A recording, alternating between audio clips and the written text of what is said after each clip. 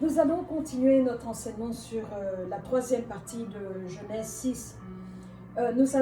J'ai introduit hier, j'ai parlé de la divination. Ce n'était pas une introduction, une continuation. C'était la partie 2. Aujourd'hui, c'est la partie 3. Donc, la divination. Cela fait que l'anniversaire est important. La culture d'aujourd'hui, quand vous dites à quelqu'un « je ne célèbre plus mon anniversaire », on vous regarde comme si vous étiez anormal. Mais ce n'est pas une anomalie.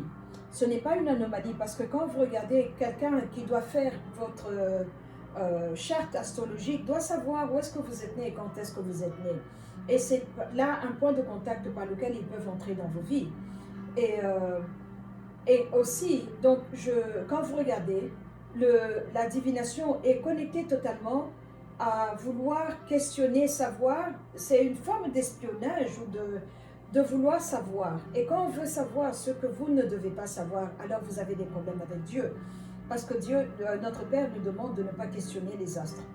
Et donc, ça c'est un problème. Et nous devons bien réfléchir avec l'astrologie, le zodiaque, la numérologie qui est appelée, qui est donc les numéros. Vous prenez votre nom, par exemple, mon prénom c'est Odile, O c'est quel numéro dans l'alphabet, on a 26 lettres. Quelle est la place que O a? Vous mettez le numéro D, vous mettez le numéro et vous faites la somme de cela. Et c'est comme ça que vous pouvez prédire ce qui me concerne. Nous avons dans le judaïsme, dans le système de la Kabbalah, ce qui est appelé Gamatria. C'est exactement le même principe. Chaque lettre a un numéro et correspond à un numéro. Et c'est comme ça que vous pouvez faire le programme de la vie de quelqu'un. C'est comme ça que vous pouvez établir. Et Dieu nous demande de ne pas faire cela.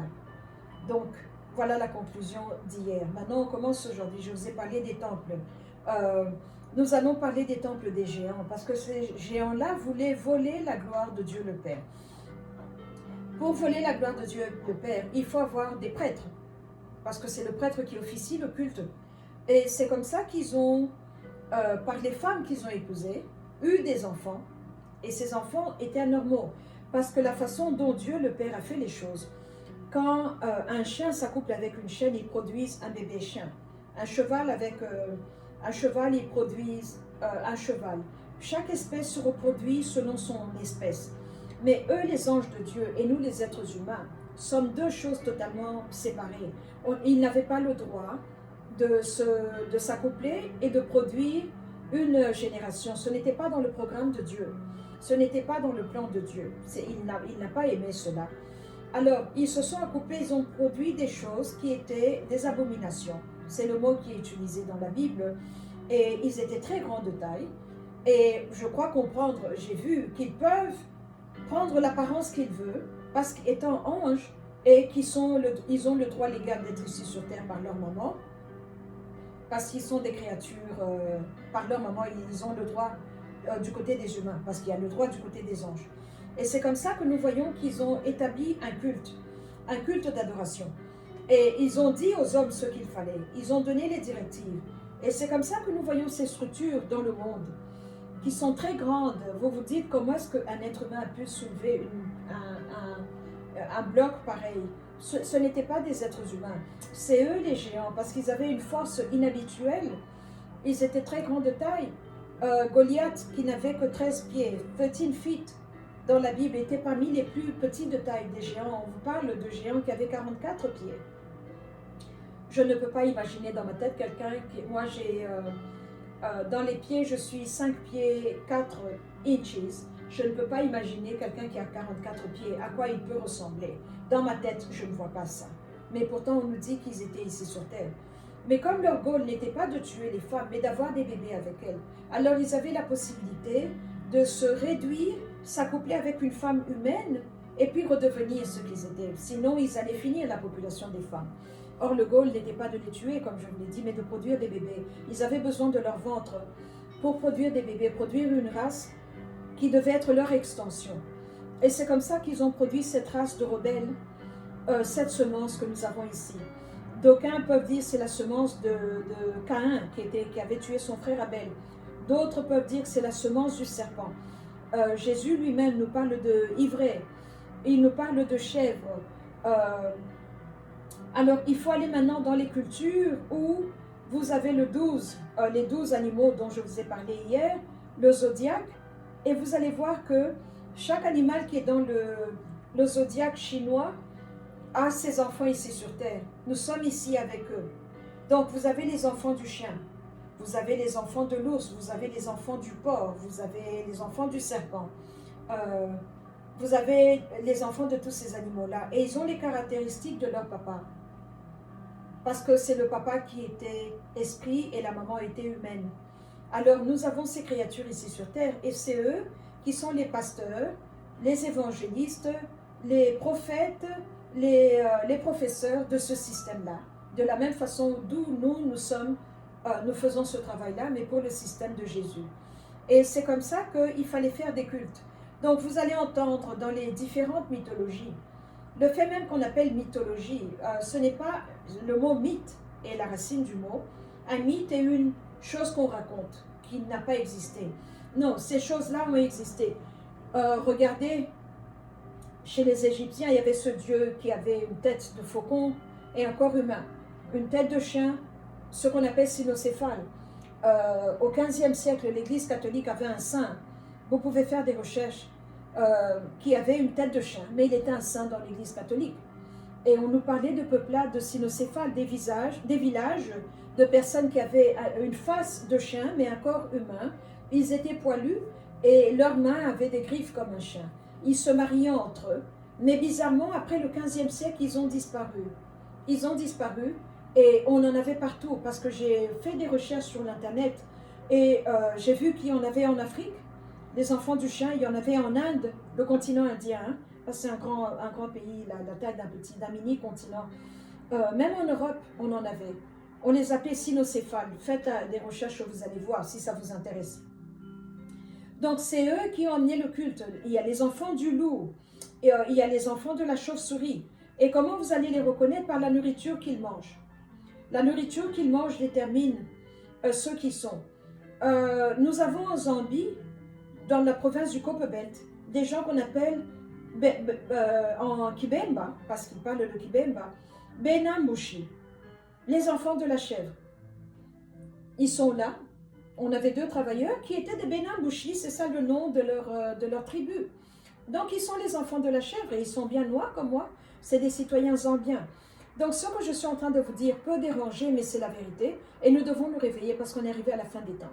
On est arrivé à la fin des temps, on a commencé et la boucle est en train de finir.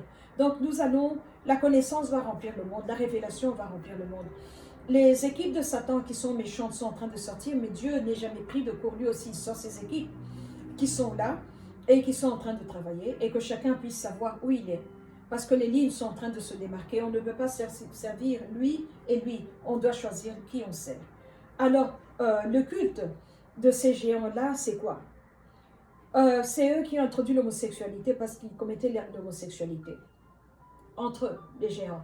C'est eux qui ont introduit le viol, prendre une femme par force.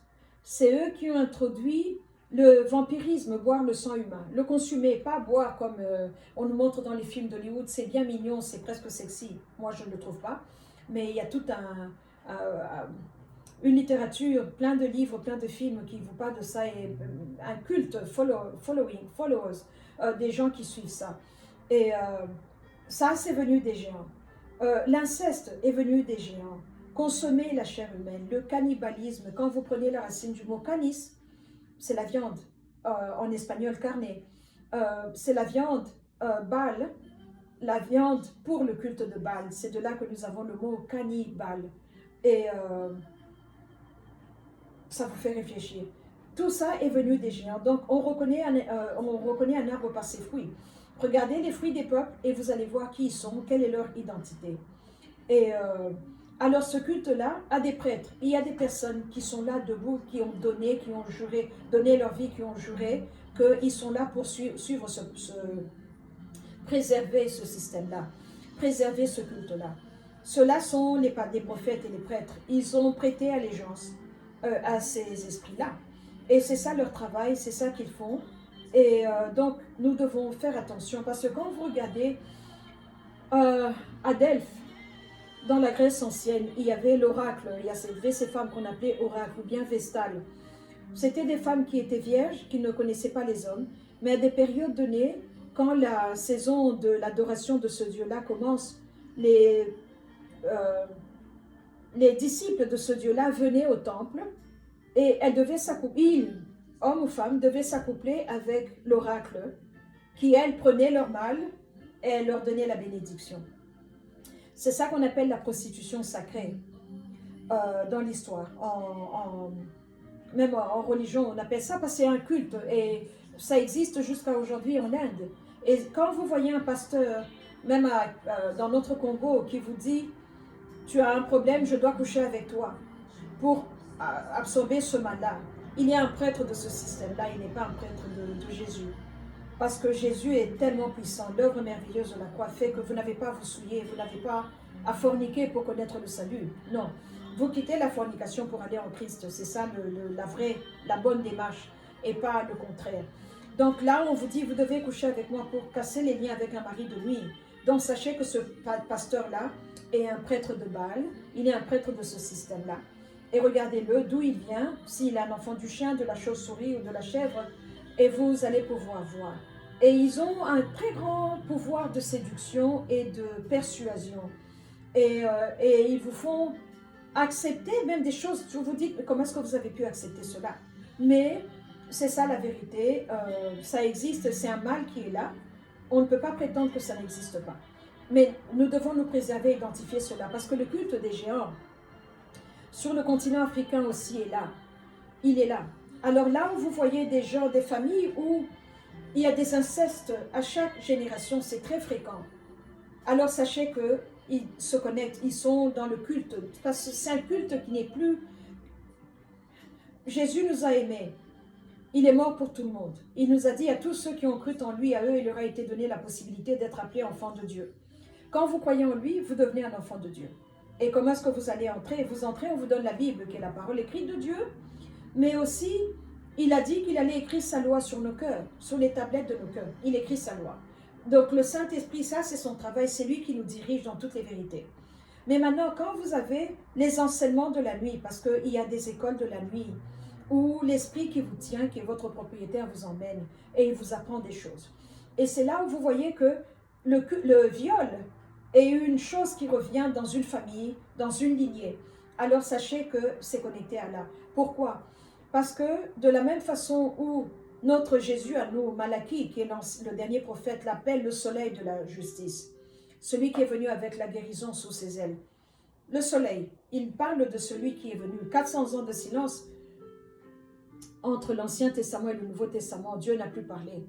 Et à la plénitude du temps, il est venu celui qu'on attendait. Et il nous a donné la guérison, il avait la guérison sous ses ailes. Il est appelé soleil, c'est le seul endroit de la Bible où Jésus est appelé soleil. Mais maintenant, vous avez un autre qui est l'accusateur, qui est Satan, qui s'est positionné et imité Dieu parce que de la même façon, on nous dit Jéhovah Jireh, Jéhovah Rapha, Jéhovah Mekadesh. Donc lui aussi a créé des pans dans sa personnalité avec des identités voulant imiter Jésus parce que Jésus est une tour, mais pas une tour qui est ronde, mais une tour qui a des côtés. Et selon ce dont vous avez besoin de lui, il va vous le donner. Satan a fait exactement la même chose. Alors maintenant, il a des enfants qui sont là, qu'il appelle la nuit dans ses écoles, parce que sans rire, j'ai été à l'école du Saint-Esprit. La nuit, dans mes rêves, c'est pour ça que je dis la nuit, dans mes rêves, donc quand je dors, que je me vois dans une école, on m'enseigne les choses de Dieu. Les révélations me sont données là-bas. De l'autre côté aussi, vous avez les écoles de la nuit. C'est là où on vous appelle et vous allez répondre, on vous enseigne. Mais là où vous allez, on vous dit que vous devez commettre le viol, vous devez commettre des actes de pédophilie, vous devez commettre des actes d'homosexualité. C'est comme ça qu'une personne qui est attaquée par cet esprit-là va vous dire, je rêve dans mes nuits que je m'accouple avec des hommes, donc je dois être ça. Non, vous ne devez pas être ça. C'est le programme qui a été tracé pour vous, qui a été imposé sur votre vie. Alors, maintenant, ces temples-là, on a les vestiges de ces temples-là. Quand on regarde l'un des plus célèbres, l'Égypte, regardez ces pyramides, regardez le Sphinx de Giza, regardez Stonehenge en Angleterre. Ce sont des pierres qui sont très vieilles, on ne sait pas quand est-ce qu'elles ont été mises là. On n'a pas compris, on ne peut pas dupliquer cela et rebâtir aujourd'hui. Mais quelqu'un a bâti, et c'était important pour quelqu'un que ces choses-là soient là. Nous en avons beaucoup aux États-Unis, nous en avons beaucoup en Amérique centrale et en Amérique du Sud, ou même au Canada. Mais ce que je veux dire, c'est que ils ont fait ce que Jésus a fait. Après Jésus, on n'a plus eu à aller en pèlerinage au temple de Jérusalem, puisque les Romains ont détruit le temple. Il a été très bon, il a changé les choses, nous sommes des temples vivants maintenant. Ici où je suis, j'appelle mon Dieu, il va venir, je suis son temple. Il habite en moi. Je n'ai plus besoin de prendre des tickets d'avion, marcher des kilomètres à pied, aller en pèlerinage comme les musulmans qui tournent autour de la Kaaba à la Mecque pour faire leur pèlerinage. Je parlerai de ça une autre fois. Et ils ont fait la même chose maintenant. Nous avons des personnes qui sont tellement branchées en Satan qu'ils sont un hôtel satanique là où ils sont. Et nous avons des personnes tellement branchées en Christ qui sont un hôtel là où ils sont. Donc, quand vous êtes avec eux, dans leur, c'est comme un hotspot de Wi-Fi. Moi, j'allume mon hotspot. Tous ceux qui sont ici peuvent connecter sur l'Internet par ce que j'ai. C'est un plus, un boost que Jésus nous donne. À ceux qui méritent, qui qualifient, il leur donne ça. De ce côté aussi, nous avons ça. Mais du côté de Jésus, c'est la droiture qui nous emmène en Christ. C'est la droiture qui nous élève, qui nous rapproche de lui. Mais de ce côté, c'est l'iniquité qui nous rapproche, la profondeur. Christ nous dit, donnez la dîme, soyez membre d'une assemblée, une église, allez à l'église, donnez la dîme, servez dans le ministère, semez des offrandes. C'est la bonté, notre propreté, notre hygiène spirituelle qui va nous aider. De ce côté, c'est l'iniquité qui aide. Alors cette iniquité-là vous est apprise dans le sommeil. On vient vous faire manger dans le sommeil des choses qui vous ramènent en bas, des choses qui ramènent l'animal au-dessus et l'humain en bas, des choses qui font taire votre conscience humaine. C'est comme ça que vous pouvez entendre qu'une maman a sacrifié son enfant. Comment? Avec les nausées de la grossesse, avec les douleurs, les malaises, les pieds qui gonflent, ceci, cela. Comment est-ce que vous pouvez tuer votre enfant? Tout ce que vous avez vécu était en vain, mais c'est parce que la famille de la nuit, la famille spirituelle, est plus importante que la famille de la journée. Donc, je peux mettre au monde beaucoup d'enfants et en sacrifier 5, par exemple, pour ma gloire, pour mon Dieu, le Dieu en qui je crois. Alors, regardez maintenant les problèmes qui vous confrontent. On reconnaît un arbre par ses fruits, c'est le résumé de tout ça. Donc, l'iniquité qui vient parce qu'on vous demande de violer. On vous demande d'accoucher avec un frère, votre propre frère. Il y a des systèmes comme ça, où vous voyez des enfants incestueux qui naissent et qui sont là. Donc, ces personnes qui ont fait cela sont connectées au système des géants. C'est la religion des géants. Vous avez des systèmes où on vous dit, vous devez vous accoupler avec un chien ou avec une chèvre. Vous avez la Hollande comme nation qui a des hôtels de passe, comme on appelle, mais on peut vous pourvoir, au Canada, j'ai entendu qu'il y a ça aussi, on vous pourvoit un animal pour pouvoir vous accoupler avec lui. C'est le culte des géants, c'est le culte de la bestialité. C'est ce culte que nous avons vu dans ces villes anciennes. C'est un mal qui est très vieux depuis le jardin d'Éden, mais qui n'est pas mort. Et c'est une voix, la même voix qui a parlé à Ève, continue à parler, c'est comme un mégaphone. La voix continue à parler et le mal est ici. Donc observez, là où vous avez des actes de pédophilie. Pourquoi la pédophilie? Parce qu'un enfant est tout à fait innocent et alors quand vous le violentez comme ça, vous brisez, c'est comme un vase, vous cassez, il est brisé. Vous cassez son innocence et vous pouvez la prendre. C'est comme si vous pouvez entrer dans un ordinateur qui est vide. Vous prenez tout ce que l'ordinateur a et vous y mettez vos saletés. Vous entendez de ça en Afrique du Sud, parler de ça où on vous dit qu'il y a un papa qui a violé une petite fille. Oh, j'avais bu de l'alcool. Non, il a bu l'alcool, oui, mais l'esprit qui est en lui suit la religion des géants. C'est cette religion-là qui a besoin de violenter, qui a besoin de voler la virginité, la pureté des enfants. Vous entendez des cas de situations où on a consommé une personne humaine, l'a consommé la journée. J'ai vu des vidéos en Angleterre, maintenant les gens se tirent leur sang, leur propre sang, et ils en font des boudins qu'ils mangent eux-mêmes. C'est du cannibalisme, c'est de la viande pour balle. Boire le sang Ça vient de là. Et quand vous serez fatigué de tirer votre propre sang, il faudra aller prendre le sang de quelqu'un. Et le culte va continuer. Parce qu'on nous dit que, vous vous rappelez dans le livre de Nombre, là où les 12 espions que Moïse envoie pour aller dans la terre promise et qui reviennent, qui disent, on a vu des géants et à côté d'eux, on avait l'impression d'être des sauterelles. C'est de ces géants-là que je parle, des gens qui avaient des 40 pieds de hauteur. Quelqu'un qui a 5 pieds, je vais avoir l'impression d'être une sauterelle. Et quand ils ont dit que c'est une terre qui dévore ses habitants, c'est du cannibalisme qu'ils parlent. Quand ils disent qu'ils sont revenus avec une grappe de raisin, mais qui devait être portée par 2 personnes. On lit ça comme ça, mais qu'est-ce que ça veut dire? Donc, que les géants avaient une connaissance de l'agriculture au point qu'ils ont nettoyé, parce que pour moi, avec ma taille, une graine de raisin, je la mange comme ça. Mais quand vous avez 40 pieds, une graine de raisin devient comme un grain d'arachide. Alors ils ont abîmé la nature. Les graines de raisin devaient être portées par 2 hommes adultes, une grappe de raisin. C'est de ça que les espions parlaient.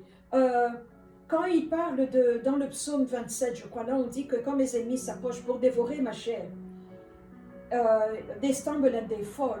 De quoi ils parlent? De cannibalisme, parce que la consommation de la chair humaine fait que vous prenez tout ce que la personne avait et vous l'absorbez.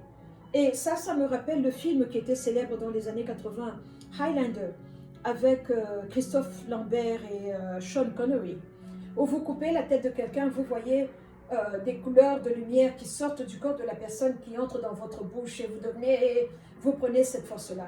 C'est pour ça que dans la sorcellerie africaine, on doit tuer quelqu'un et manger quelqu'un, la sorcellerie et la religion des géants. Vous devez absorber quelqu'un et grossir, vous devez voler à gauche, à droite pour grossir. Et ça vient directement de leur papa, parce qu'on nous dit qu'il est là pour voler, tuer et dérober.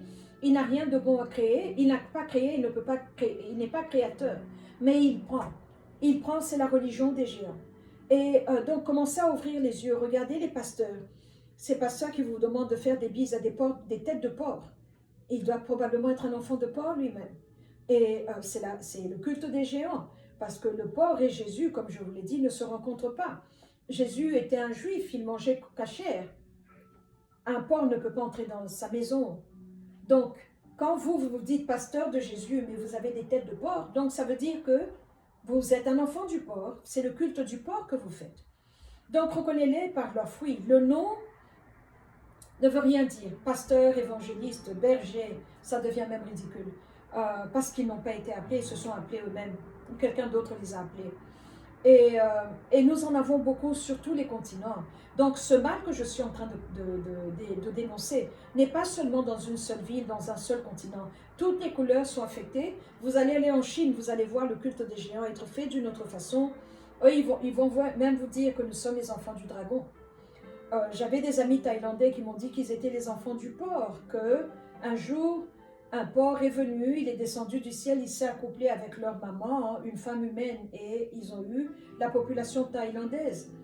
Et c'est leur père, mais ils consomment le porc. Alors que vous avez des tribus américains ici, Native American, qui vont vous dire que notre totem c'est l'ours. On ne mange pas l'ours, parce que nous sommes les enfants de l'ours. Les Bénin Mouchi dont je vous ai parlé là en Zambie, ils ne mangent pas la chèvre. Ils ne mangent pas la chèvre. Donc, je ne sais pas c'est quoi le critère. Là où vous ne mangez pas la chèvre, mais vous êtes un enfant de la chèvre. Et là où vous mangez le chien, vous êtes un enfant du chien. Donc, là où vous mangez le chat, vous êtes un enfant du chat. Et vous avez les capacités et les réactions de cet animal-là. C'est là où devient le problème se suit. Parce que vous pouvez rencontrer un homme, il est très beau, il a bien étudié, il a tout ce qu'une femme peut vouloir dans un homme. Mais il faut maintenant regarder l'intérieur, il faut lire entre les lignes et voir qui il est. Êtes-vous compatible? Vous êtes l'enfant de qui? Il est l'enfant de qui? Parce que vous ne voulez pas créer des créatures hybrides. Mais les créatures hybrides d'aujourd'hui sont petites. Elles sont humaines comme nous, elles n'ont plus des 40 mètres de hauteur. Mais vous avez beaucoup de créatures hybrides. Comment est-ce que je sais cela? On reconnaît un arbre par ses fruits. Quand vous avez beaucoup regardez, dans ces pays où il y a ces dictateurs qui ne veulent pas payer les gens. qui font travailler les gens 40, 80 mois, mais ils ne vous paient pas. Pourquoi? Parce qu'on lui a donné l'ordre en bas. Pourquoi? Parce qu'il doit vous aider à pécher. Pourquoi? Parce que si le papa n'est pas payé, la maman ne va pas le respecter. Les filles vont se dire, je vais me débrouiller, je suis belle, je vais chercher mes moyens. Et donc, Jézabel entre directement dans la maison parce qu'il y a des problèmes entre papa et maman. Le papa va se soumettre parce qu'il est humilié, il a honte. L'esprit d'Akab va le tenir. La maman va remonter parce qu'elle doit se débrouiller, emmener la nourriture. Elle ne respecte pas le mari. L'esprit de Jézabel la prend. Les enfants vont vouloir aller chercher de l'aide, surtout les filles, parce qu'elles sont belles, elles vont capitaliser sur leurs atouts que Dieu a donnés. L'esprit d'Atalia entre. Donc, ces patrons-là vous aident à pécher et vous gardent en bas, dans le mal. Pourquoi? Parce qu'il y a eu une ordonnance qui est venue, on leur a demandé de ne pas payer les travailleurs. La Bible nous dit l'ouvrier mérite son salaire. L'ouvrier mérite son salaire. Quelqu'un a travaillé, il doit être rémunéré. Alors ça, c'est le culte des géants. Donc on vous incorpore de force dans le culte des géants. C'est un culte qui est là, je vous assure, si vous vous asseyez, ça m'a pris peut-être 2 mois pour accepter.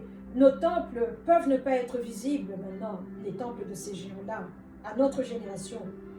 On ne construit plus des structures avec des pierres énormes, qui sont gigantesques.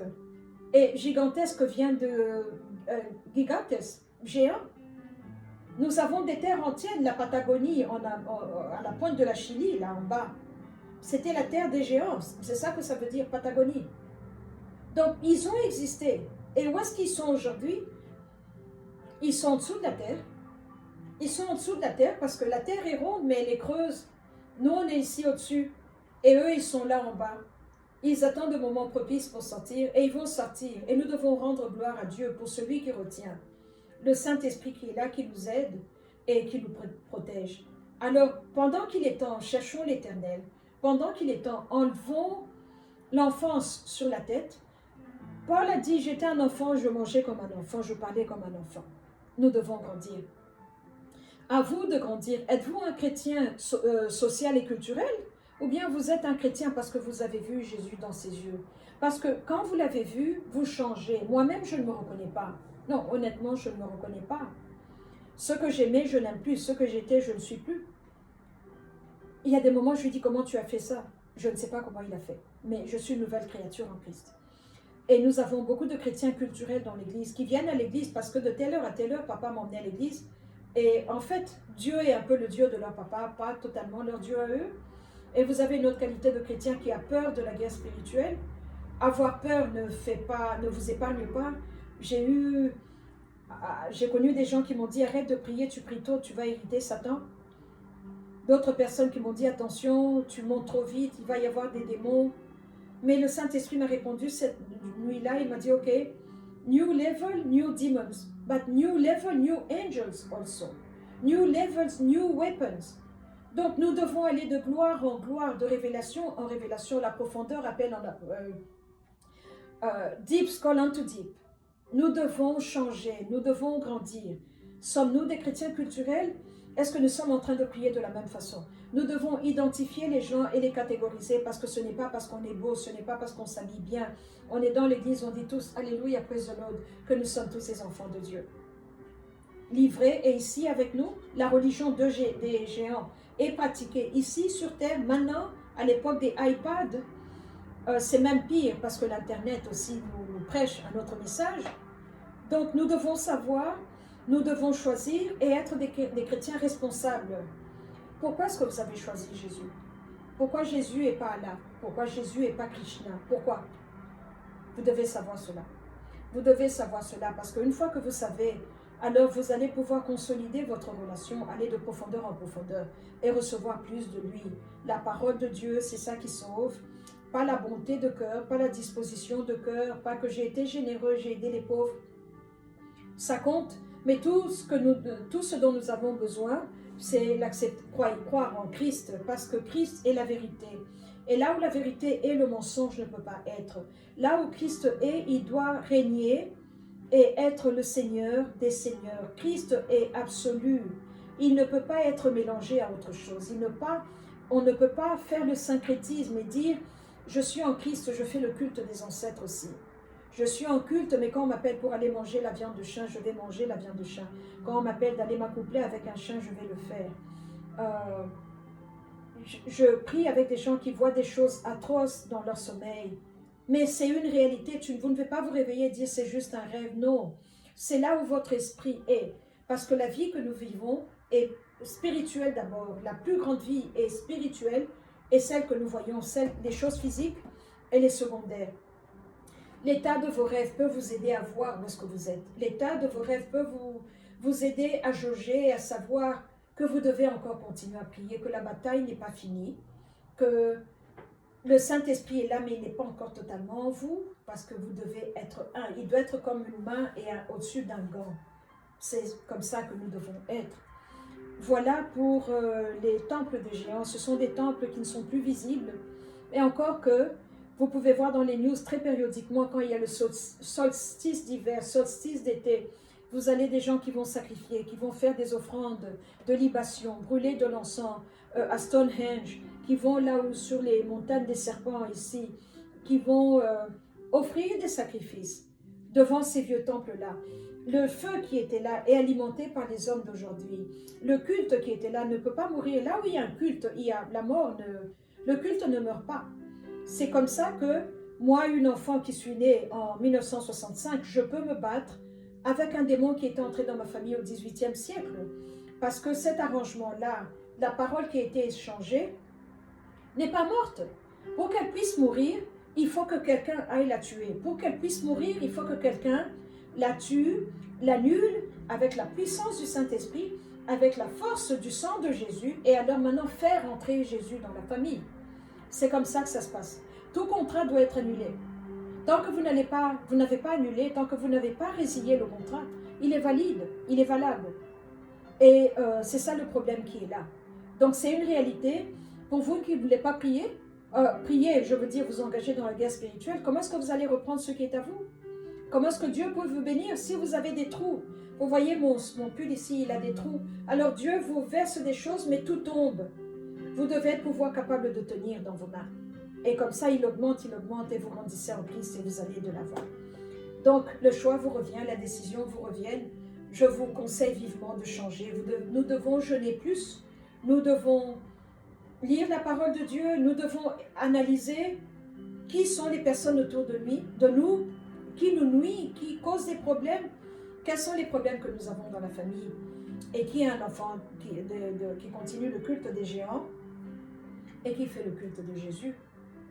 Tout cela est très clair. Quand vous vous asseyez, vous prenez du recul, vous vous asseyez, vous commencez à analyser, vous allez voir qu'ils sont là. Le culte des géants, les temples des géants sont bien là. Quelquefois visibles, la plupart du temps invisibles, mais ils sont là.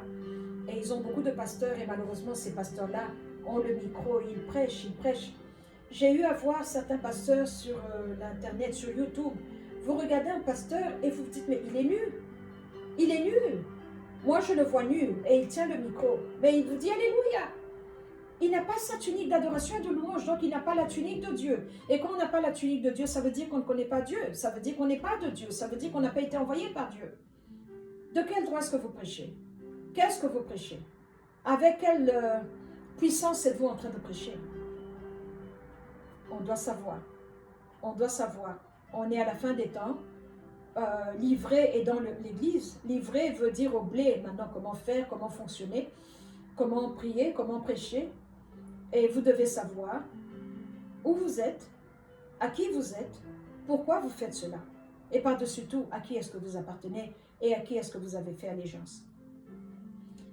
Moi, j'ai fait mon choix, comme Josué l'a dit, as for me and my house, we will serve the Lord. There is no turning back. For him I live, for him I will die. C'est la décision que j'ai faite, c'est le choix que j'ai fait. Et vous? Qu'avez-vous choisi? Merci beaucoup. Que Dieu vous bénisse. Et que cette parole ne vous soit pas volée par celui qui vient voler la parole. Qu'il ne vous la fasse pas oublier, que vous puissiez dire pour qui est-ce qu'elle se prend celle-là, qu'est-ce qu'elle a à nous apprendre. Jésus est réel. Il est tout ce que la Bible nous dit qu'il est, et peut-être même bien plus. Et on a un adversaire qui est réel aussi, qui a son système, qui est bien réel, qui est là, qui est très amical. et qu'il y a une musique douce. C'est comme un serpent qui vous tient à la gorge, il vous étouffe, mais très lentement, et vous ne le voyez même pas. Que Dieu vous bénisse. Merci beaucoup.